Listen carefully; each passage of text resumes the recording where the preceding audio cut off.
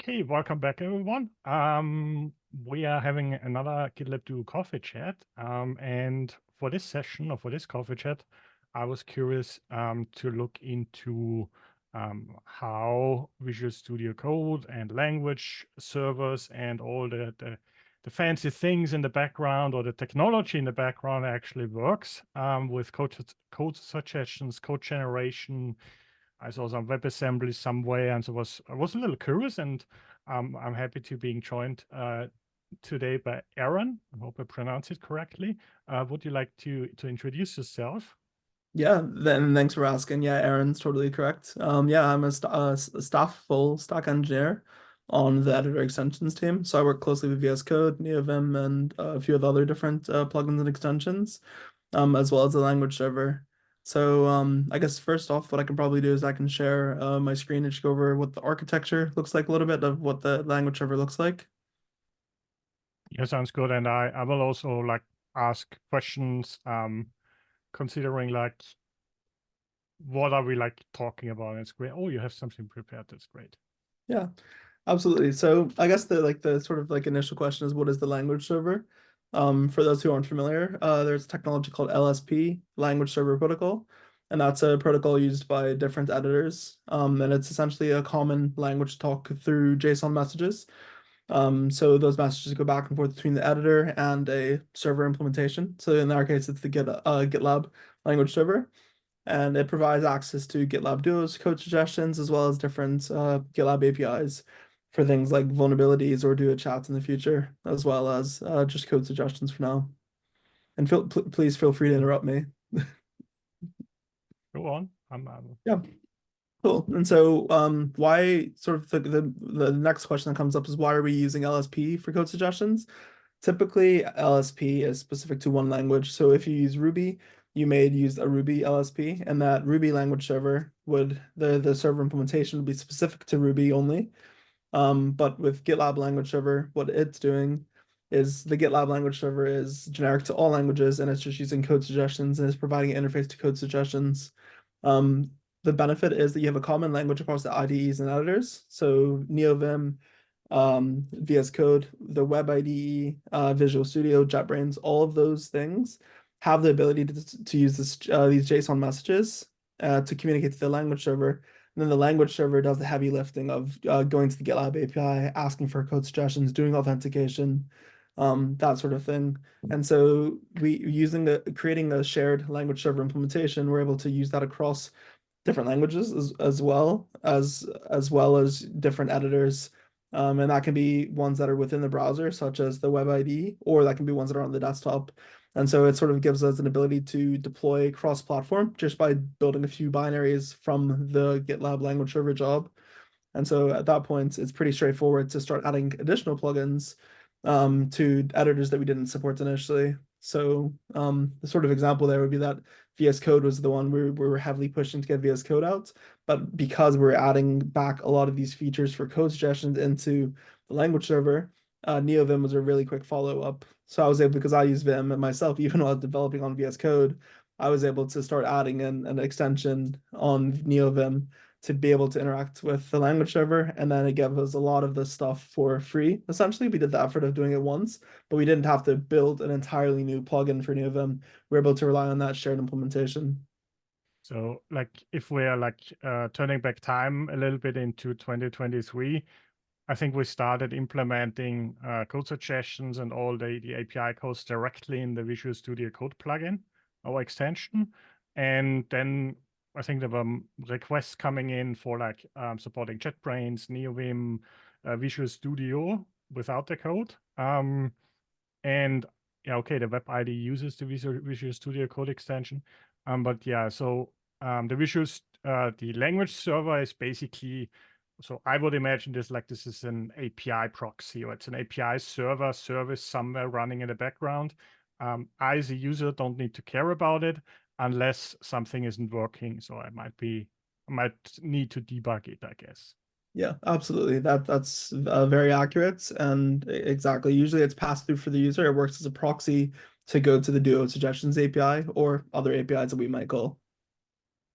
The GitLab Duo API can either be on GitLab.com SaaS, the API, or on self-managed, if I understand that correctly. So the extension or the language server communicates with either instances. It doesn't need to have a direct connection to GitLab.com, right? Yeah, exactly.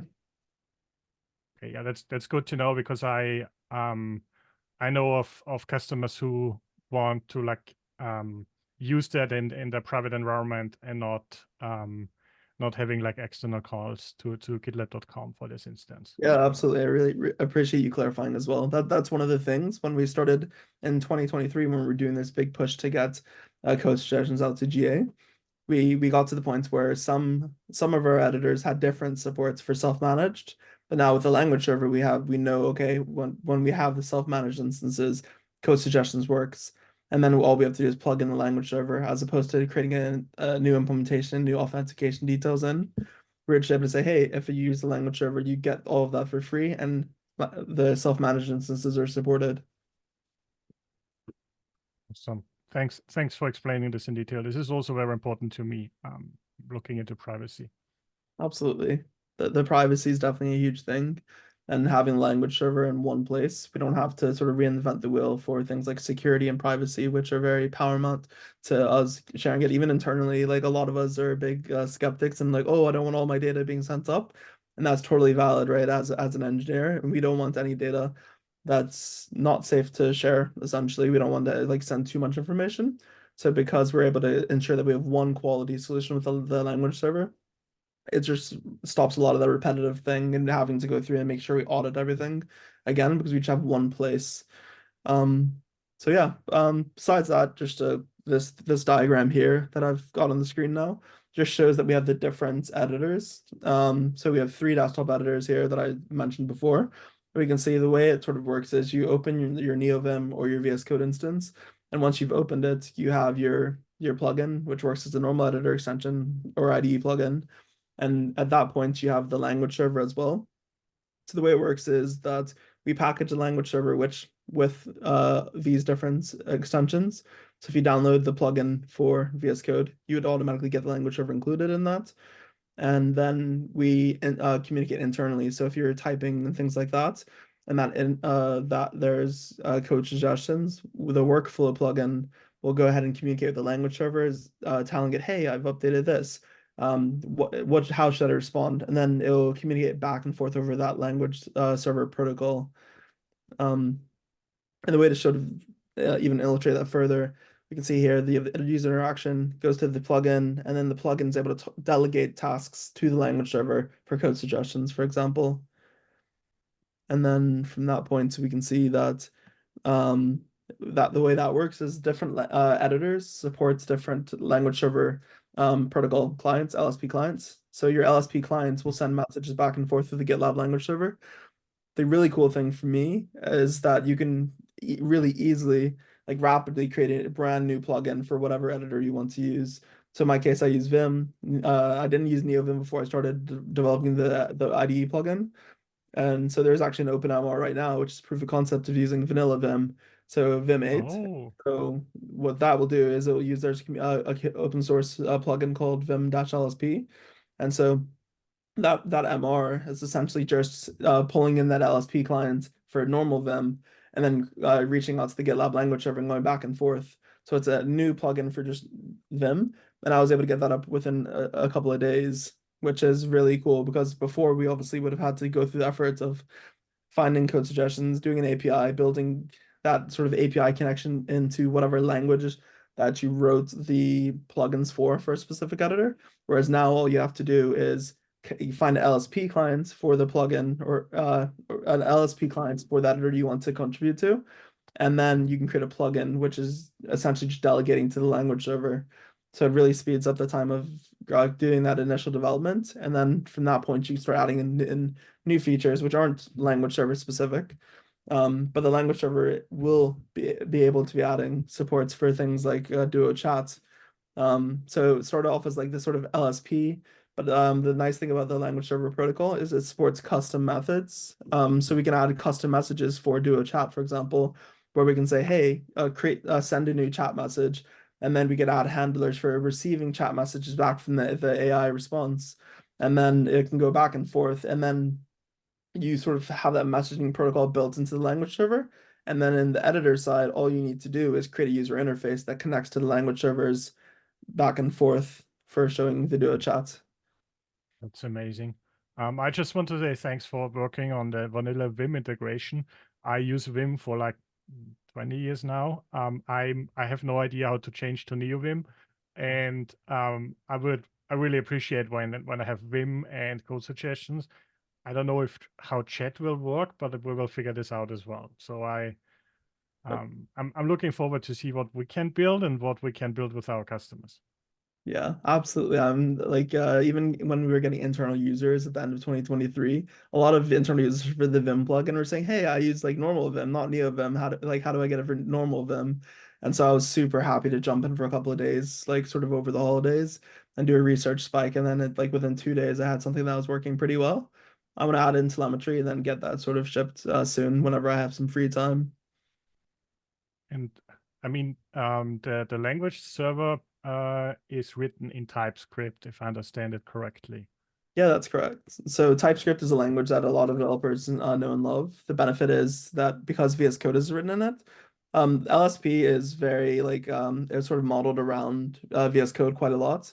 So it's an open source protocol, but VS Code is sort of like one of the main clients, and it's the clients that gets updates sort of the quickest. And so it's in a shared language with that, which is very nice because whenever you update the sort of server messages in protocol, like within VS Code, you get all of the latest stuff. But then because we're implementing the language server in TypeScript as well, we're able to use point of the latest and greatest libraries from the VS Code LSP implementation as well. So yeah, this sounds super efficient. I don't know TypeScript myself, but I plan on learning this year. Also with like having it in mind, how can I contribute my own plugin? Or I'm thinking about I want to have this duo chat feature or some more specifics that are maybe available in the GitLab UI already, but how to bring that into, for example, Visual Studio Code.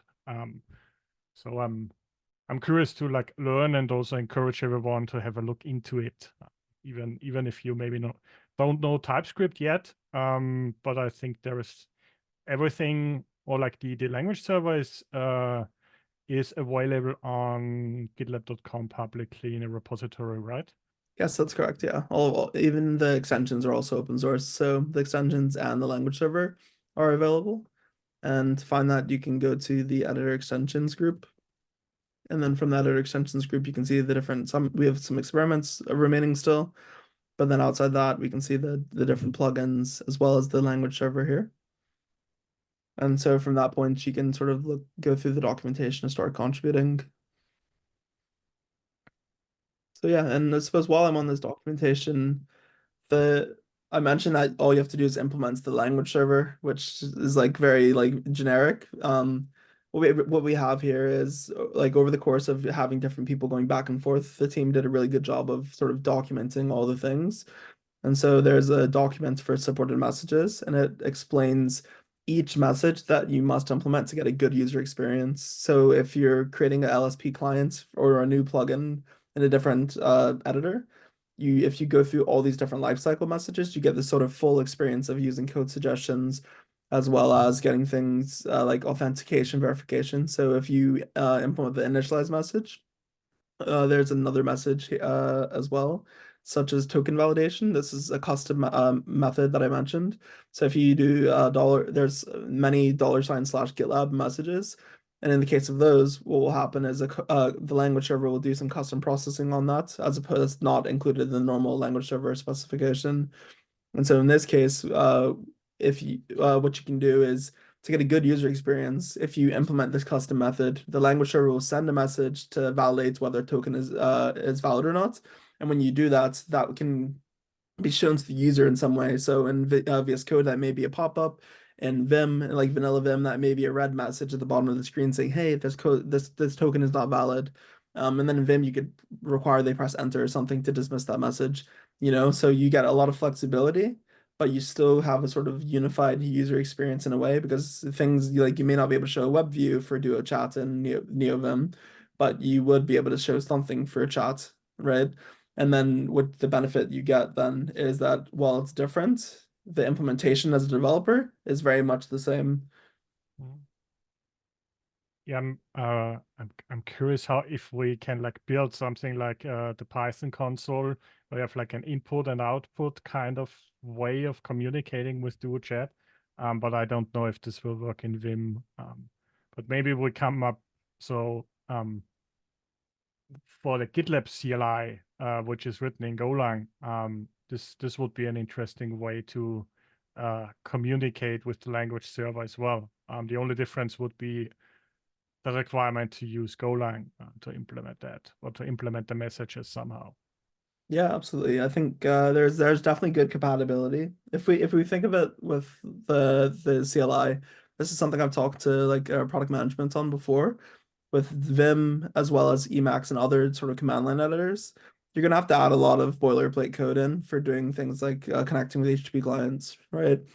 But what we could do is if you download GitLab CLI, we could instead of having to run each and execute each command, you could run the GitLab CLI as like an agent, for example, and you just have it respond back and forth with JSON messages.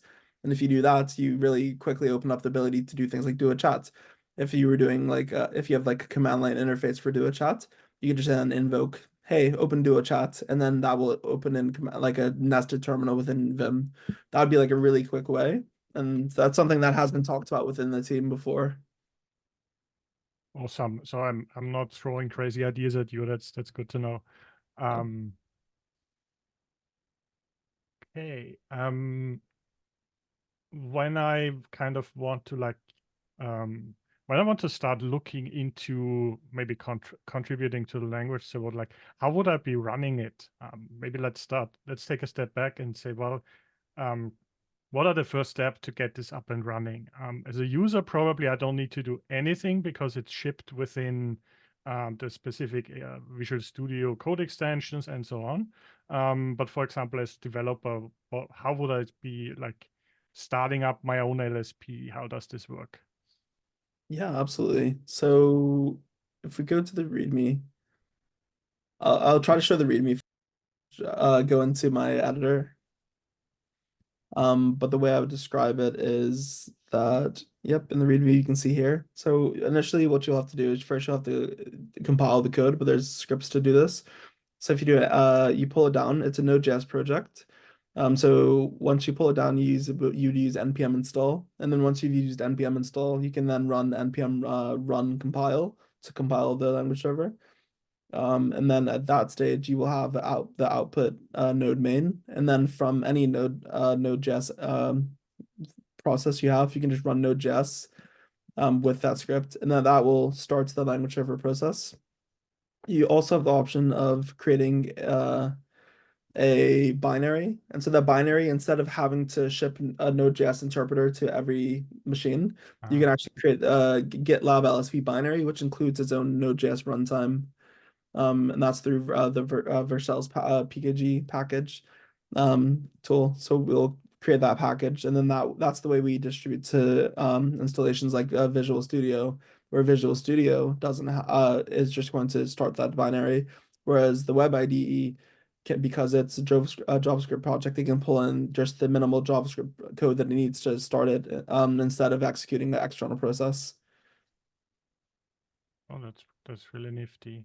So again, it's really well thought through in the architecture. And in, for example, if I'm kind of compiling this, and then I probably need to replace something in Visual Studio Code somehow, right? Yeah, absolutely. So within, if I go to the Visual Studio extension project, there's documentation, the developer documentation for people who'd like to contribute. This can be used for users who want to just try a new fix for the language server as well, for example. But what will happen is there's a language server file in here, and this will describe enabling the language server, which is because we've gone GA, this is now enabled by default. So you won't have to tweak these two settings unless you've changed them from the standard. But there's the ability to link the language server node module. And so once you've built and compiled the language server, you can then go into the VS Code project. You can open it up, do your npm install, etc., to get your sort of the Visual Studio extension, the VS Code workflow plugin. Once you have that, the development environment for that up and running, you can then just run Yelk. Yelk will go ahead and like bind through symlinks. It will the benefit of doing that versus npm link is npm link can get into a situation where there's dependencies that are shared. We have different versions of dependencies in the LSP project as well as the VS Code extension project. Whereas if you're using Yelk, it will ensure we're linking through the bare minimum, and so that gives you something that is much closer to the production environment.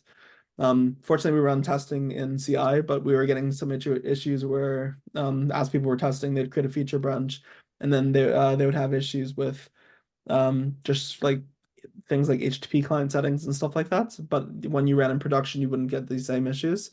And so now what we have is just the ability to use Yelk and some instructions here saying, hey, to compile your language server, okay, now publish it using Yelk. And then once you've done that, go to the workflow project and then just start up your workflow as you would normally in the development environment, which is documented further up and start the extension part of the docs. So we can see here that we also have steps for running the desktop VS Code. And then you can do show and run and debug, and that will actually give you a debugger. And the nice thing is you can actually set it up where you have a debugger and breakpoints on language server as well as on VS Code. So it's pretty easy to stop. Well, it's doable to like create the debugger on both ends. We should probably create like a demo of showing how to set this up in one stage. Yeah, I think probably it needs like a step-by-step session with someone knowing all this stuff. But I'm also like curious on for like if I see something or I want to like explore that, how to get started. So I think the documentation is already great. I'm taking notes in the background to link all the resources in the video description when it's uploaded on YouTube. I have a friend who's teaching me TypeScript sometimes, so I might be catching up with him to maybe do a little deep dive or encourage him to spend some time contributing to the language server. Yeah, if you want a little bit of mob or pair programming as well, I'm happy to jump in with you all and help out with the TypeScript side too. Would love contributions. The more contributions, the better. I think it was really good to see over December, like a huge push with different contributors as one of the maintainers of the LSP, just being able to give feedback and guide them through contributions. So especially like community contributions as well, I'd be super keen to help review and push through. Yeah, I will keep an eye out and also maybe schedule another coffee chat with you while we do a technical deep dive. I was curious. I recently had a problem with my IPv6 connections, and I think this is based in my environment with the German Telecom and so on. And I was curious, what would be like the debugging step? So how can I enable the logging or the debug things and get an insight into maybe the performance or understanding what a connection timeout means and things like that? Yeah, absolutely. Yeah, I guess there's sort of two places to look, and what I can do is I can just go to my own settings. So if you go to your extensions, and if you go to your workflow extension, you can go to the settings here. So I have VS Code window, easy to read, by the way.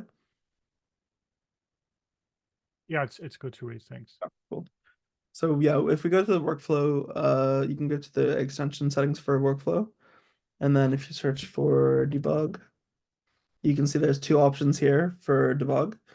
And so we can say turning on debug mode, it creates a stack trace, has better stack traces if you turn it on for GitLab debug.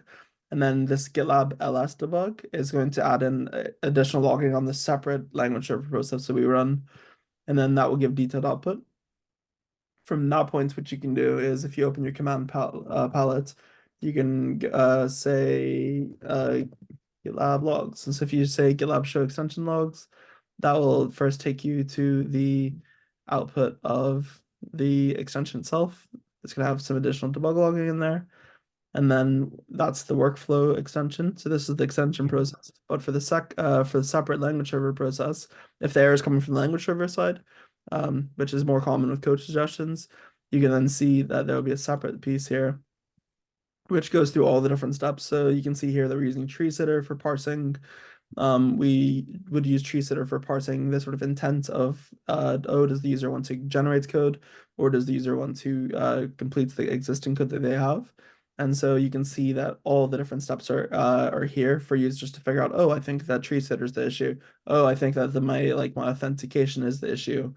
So this has been super helpful in finding edge cases where things like with TLS certificates, the language server wasn't respecting all of the settings from the VS Code HTTP clients that is passed through. And now we're doing a better job of that. And so we're able to step through the sort of all the different HTTP requests that would go over to the API for code suggestions.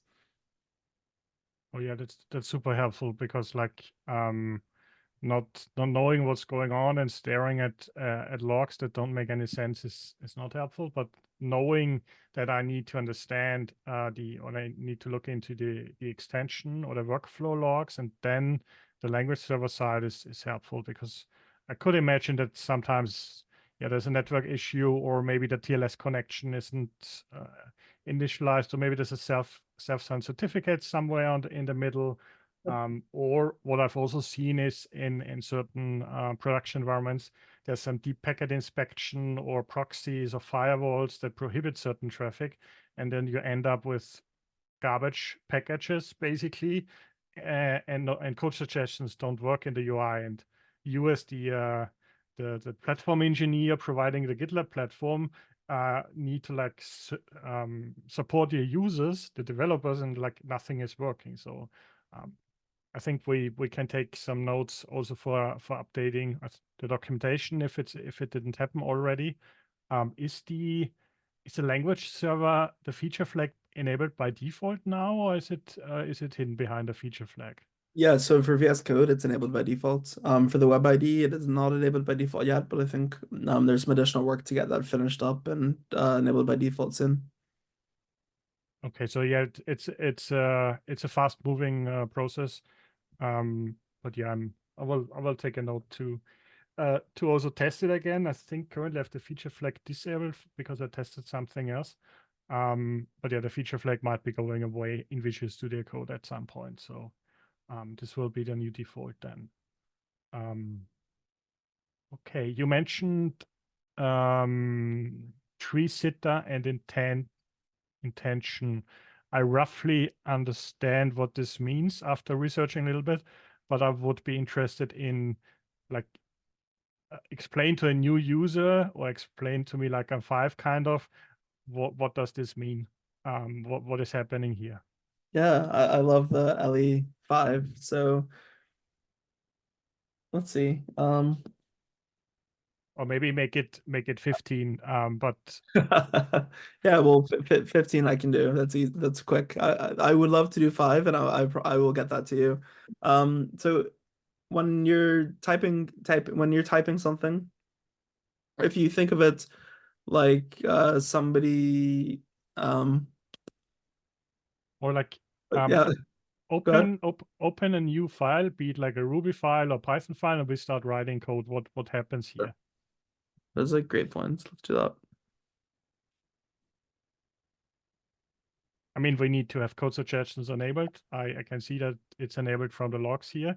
So it would be interesting to understand what's happening, because on the left-hand side, when you type something, I can see the GitLab Duo icon for code suggestions. It's doing something in the background. And I think at the bottom, it's also, so next to pipeline parsed at the bottom, there's also an icon for that. But yeah, something is happening in the background. Yeah. So I guess the best example would be if you're within code here, and then if you're adding a comment, for example, and if you sort of underneath the comments, that's you sort of like giving it a prompt. When you're giving it a prompt, you're saying, hey, this is what I want. If you sort of like come up with an order, and you ask for something like off a menu in the restaurant, this is like where you give it a comment and saying, hey, this is what I want. And then the sort of like the backend will go through and generate you that thing to the specification. Whereas if you have something that's partially complete, say like you bring your sandwich to the sandwich shop and you say, hey, I want mustard, and then they add in that additional element that you want, is maybe the sort of like way to like break that down. And so I guess that for me, the most useful thing is when you're going through existing code. And so let's say if I go here, if I like try to add a new case statement in, you can see that the suggestions will go back. And in this case, it's a completion because there's existing code that I have written. It's finishing my code for me. And so whereas generation would be, and so that's obviously not valid because I already have a case statement there for error, but it shows the example well where it finished off the code that I had. And then in the case of doing this, I've also seen that it uses the current context and puts that into is it called token window? At least the string that it sent to the LLM, to the large language model to evaluate and then provide a suggestion, which I think is great because the more code you have available, the better the suggestions are getting, in my experience. yeah, absolutely. But sorry, I interrupted you. No, you're okay. You're absolutely right. I typed some code in JavaScript there, so it just wasn't happy with the syntax, but that's my fault, not the LLM's fault. Doesn't like mix syntax. So yeah, I mean, there's not really much more to say, I guess. But you can see here, there's another thing.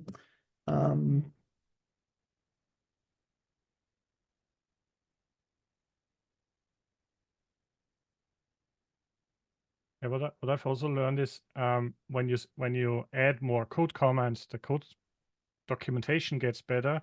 And I also start thinking more like, okay, this algorithm makes sense, or I want to have this workflow, and code suggestions, or like also sometimes generating the algorithm is an efficiency helper, but I still need to understand things. And what I keep using it in combination with code suggestions, which is a little off topic, but I select the source code, which has been generated just now, and then type /explain in Duo Chat and have that explained for me. And if I don't understand the code, I use /refactor as code task to get a different suggestion out of that, or maybe even an explanation, which is a fun way to engage with, because sometimes I really get a suggestion in C++, for example, I'm like, I have no idea what it's doing, but it looks like it's causing an error. So there's multiple ways with that, which I find super interesting. And knowing how it works in the background is even better, especially since we're kind of solving the technical debt with like moving fast and now building a stable architecture with reusable libraries in the language server. If you happen to have the Vim plugin ready at some point, or if you want me to test the MR somehow, I would love to contribute to that. Yeah, absolutely. I would be happy to go over in a coffee chat maybe if it makes sense as like a deep dive or something. Just going over how the NeoVim or the Vim plugins both work.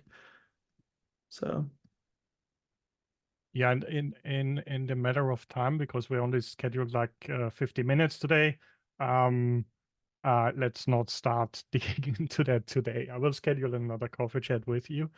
Is there anything else like at the top of your head or like top of mind what you're currently looking into for the language server? Or maybe I also have another question with like parsing the intent. I saw that there's a WebAssembly involved, and this is somehow also, this is parsing the code and has something to do with streaming responses. And I saw that streaming responses works with Python, but it didn't work for Rust, and I was curious why. yeah, absolutely. Funny enough, I actually have code on my screen which fixes this for a different language. So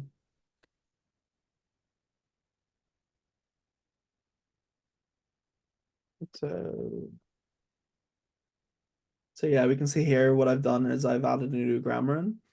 And so essentially for the work of doing streaming, the editor extension is responsible for asking to stream or whether to ask just for the code to be completed.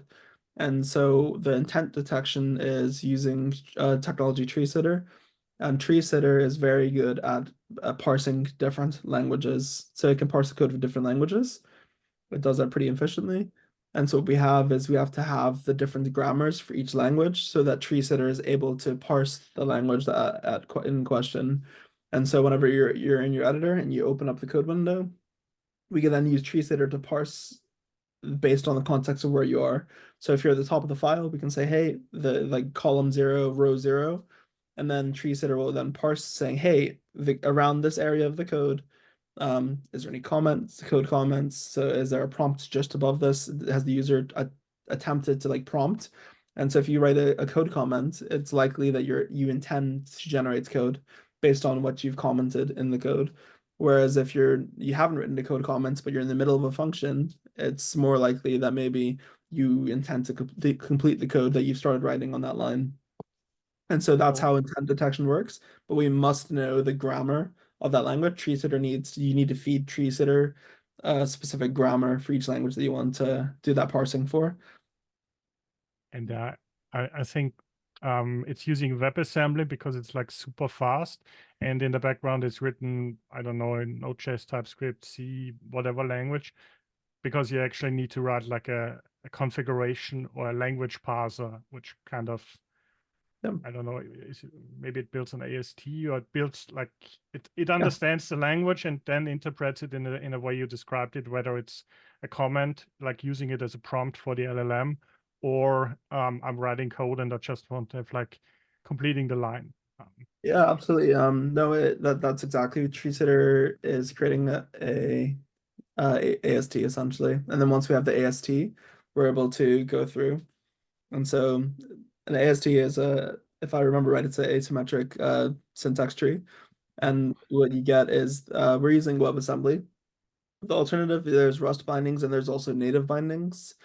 But if we're using native bindings, then we're going to have to ship several binaries to support every combination of architecture and operating system, essentially, or kernel and architecture. You end up shipping several of those, and it's not very easy to ship plugins for multiple, like very many flavors.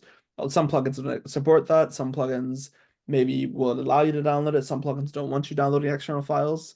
So instead of shipping very heavy and big files essentially for each plugin, we've opted to say, yep, we'll ship the WebAssembly, and then we don't have to ship ones that the platform won't use. So a native binding may be faster in some cases, but like through our benchmarking and stuff, we found that the difference was negligible. Every use case is different, but the main benefit we get though is that for every extension that we use, because we're shipping that Node.js, like we have the Node.js interpreter available to us, we can then use the WebAssembly. And so because we're able to use that WebAssembly version, we can then like use that for web or desktop, regardless of which editor you're inside of, and it will then it'll load the AST in, and then you have a parser available for the specific language that you're editing against.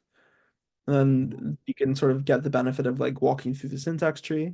And so we can see here that like say this is what your program looks like, and then you get back a sort of like a JavaScript object of the starting position and position of the sort of bits of the tree. And so what we're doing is we're saying, hey, this is my position. And then we walk through the tree to see, based on that tree, are they trying to generate code or are they within sort of like the middle of a function? And then maybe want to just finish off the code they've already started. That's how we're using TreeSitter today. Thanks for the additional details. And I probably need to explain because I've been building like a config parser in 2012 or 2013, which kind of generates this AST, this tree.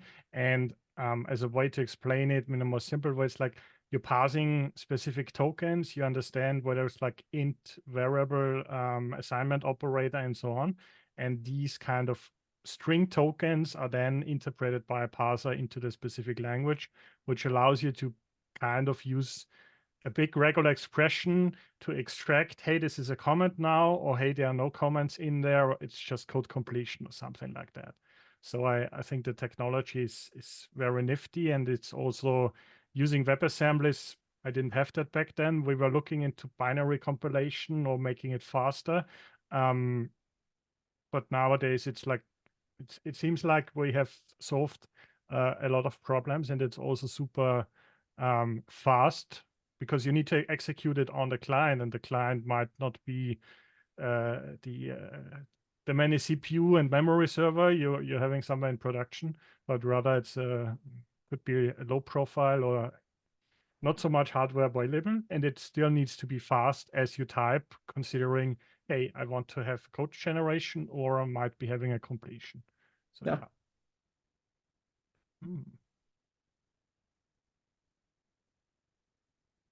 And I've seen you're working on Java right now on the terminal, right? Yes, yeah. So somebody mentioned adding in today we had sort of a user going through, they were generating Java. So when you enable streaming, code suggestions feels much faster. You're able to get back sort of a huge response from the AI. The model is able to give you piece by piece and sort of piecemeal the information to you. Whereas if you don't enable streaming support, you're getting sort of the whole response back, and that may take 10, 20 seconds sometimes, as opposed to the model being able to send you back things as it's getting the information back. And so the benefit of adding intent detection is if we know that you're trying to generate code, we could tell the model immediately saying, hey, I'm going to be streaming this response back. Give me pieces of information as soon as the model is able to generate those. And so today I was asked why Java doesn't seem to be doing streaming. And the answer is right now, we're needing to do that intent detection to be able to say, hey, I want to do generation. And so what I've done here is I've got an MR. Well, I'll be creating an MR based on these changes. And these changes here are just going through, and we can see here that there's 2 builds for TreeSitter. And so anybody wanting that would want to go ahead and create a new grammar and add support for new language for streaming suggestions back, what they would have to do is they would go into the browser and the node, which is desktop, TreeSitter languages files, and they would go ahead and add in the file extensions they want to support, the name of the language, as well as the path to the WebAssembly. And this WebAssembly file is the compilation, like the WASM file that's been generated from me going to, there's an open source project, treesitter-java.wasm. So the TreeSitter sort of org and group on GitHub has many open source projects for different grammars, so you don't have to build every single grammar yourself. But we can see here, so we sort of supported the like 5 popular languages that we were seeing. But Java is pretty popular too. It's very high up on the list. We just didn't get around to it yet. So I've gone ahead and added it here, and we can see the changes here. It's fairly minimal, just having to add the extensions as well as compiling that WASM. And so for each one of those projects, sometimes they have bindings associated with them, but the TreeSitter grammars, you essentially have to sort of compile yourself and then ship that WASM with the language server. So it's amazing. So I could theoretically look into adding Rust myself if that's missing. Yeah, absolutely. I need to clone myself and start working on that. No, I think this is a great way for enabling customers and users to also think about, hey, there is, I don't know, C++ missing, or there's Perl missing, and we really want to like speed things up, because I think from especially from a performance perspective, it's much better to have like a streamed result rather than waiting on the spinner, which spins and spins, and it's kind of distracting because yeah. So that's it. With streaming, you can sort of figure out halfway through. I don't think this suggestion is going to be my favorite. I think I'll just cancel, and then you don't have to keep making that request, and you're not stuck waiting until you get the whole result, which is obviously a much better experience for users. There's some ideas about how we can ask for generation more proactively, or ask, sorry, not generation, but ask for streaming more proactively. but there's some trade-offs to that for performance, because then we'd be making normal completion much less performant. So right now it's sort of like if there's a language you would like to support for doing that streaming, we'll add it in for now. There's some issues I can link you to around following the sort of like work around, hey, we should use streaming by default. But it's really a question of whether we want to do the decision on our side, on the sort of editor side, or whether we do the decision in the monolith or code suggestions API side. But you get into situations where, like, for self-managed, it might be less performance, but for GitLab.com, it's more performant. So right now we've sort of come together with this solution, which is performance on both ends in a good capacity. But for languages that aren't in the list, it's obviously going to be, it's going to feel slower because we're waiting for that whole response to come back from the AI model. Yeah, I totally understand that certain trade-offs, and sometimes it's also firing too many requests might be overloading the API server at some point, or maybe not. So yeah, I appreciate the thoughtful approach, and if you can link me the issues and epics while this discussion is happening, I can also add them to the video description. We can follow up in a future coffee chat about specific topics, or how to benchmark this, or how to like figure out what is best, or maybe providing an update what has been released in the product, because everything we talked about today is deep dive into engineering, but we all have to wait until everything gets released, so that our customers can rely on that. Yeah, absolutely. And I guess going back to your points as well about you saying Rust doesn't support it, but we can add that in, like, absolutely. I think like the way that this is done, once we add new languages in, the only trade-off there is you're adding a little bit of size to the language server package. And that size trade-off, the benefit for users is much better. Like just trading off the little bit of extra size for being able to have a much better experience in the language that's been added. So Java is going to have a much better user experience now that it's been added, even if it's added a number of megabytes to the extensions. So like community contributions, as well as anybody within the company, we're super happy for people to contribute to new languages. And it's a fairly straightforward process. Yeah, and I think even if I'm like, I don't know how to make this happen, please do create an issue and say I want to have support for this language because for performance reasons, or in my environment it works like this, so we can like work with everyone and improve it for everyone. Okay, that's super helpful to get started and also get an insight of what the language server means. I think we have learned a lot today, and I'm thankful or grateful for your time. We will schedule another coffee chat to dive more into how to create maybe the Vim extension, or dive deep into the TreeSitter WebAssembly, how to create that. I would love to learn more. For now, I want to like thanks for joining today, and thanks for everyone for watching, and see you next time. Thanks all. Bye.